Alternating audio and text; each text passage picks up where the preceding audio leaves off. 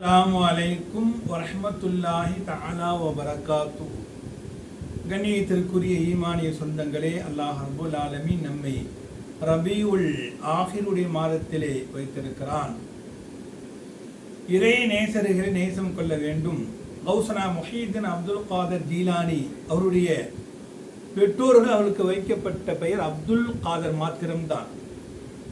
எப்படி முஹீதீன் என்கிற அந்த அடைமொழி வந்தது?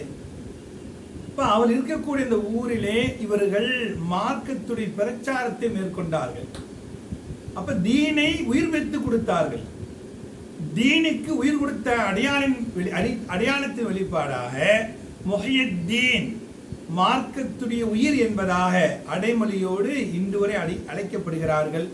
காலம் இருக்குகின்ற வரை வரலாற்றில் பதிவு செய்கின்ற செய்திகள். அதே போன்று அவருடைய வாழ்ந்த காலம் என்பது அஜீபு ஜமான், ஆச்சரியமான அற்புதமான காலம் என்பதாக வரலாற்றிலே எழுதுவார்கள். இப்போ கண்ணியத்திற்குரிய அல்லாஹ்வின் நல்லடியார்களே, கண்ணியத்திற்குரிய ஈமானிய சொந்தங்களே, மிகப்பெரிய ஒரு இறைநேசராக இந்த உலகத்திலே வாழ்ந்து மன்னித்திருக்கிறார்கள்.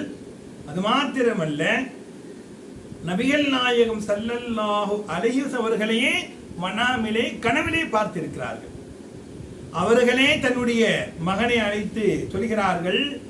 அவருடைய மகனாருடைய பெயர் அப்துல் ரஸாக். ரஸாக்கை அழைத்து சொல்கிறார்கள், மதுஹுக்கும் ஈயாய தமுஹுக்கும் ஈயாய, என்னுடைய மகனே, என்னுடைய வாழ்நாளிலும் சரி, நான் இறந்ததற்கு பிறகும் சரி, என்னை அவர்கள் புகழ்ந்தும் பேசலாம், இகழ்ந்தும் பேசலாம். அது வாழ்க்கையிலே நடைமுறையில் இருக்கக்கூடிய ஒரு செய்தி. எனவே அது பெரிதுபடுத்த வேண்டாம் என்பதாக முஹீதீன் அப்துல் காதர் ஜீலானி ரஹ்மத்துல்லாஹ் அவர் தன்னுடைய மகனுக்கு உபதேசம் செய்ததாக வரலாற்றில் எழுதுகிறார்கள். கண்ணியத்திற்குரிய அல்லாஹ்வின் நல்லடியார்களே, அவர்களை நேசம் கொள்கின்ற பாக்கியத்தோட ரஹ்மான் நம் அனைவருக்கும் அல்லாஹ் தருவானாக. அஸ்ஸலாமு அலைக்கும் வரஹ்மத்துல்லாஹி தஆலா வபரகாத்துஹு.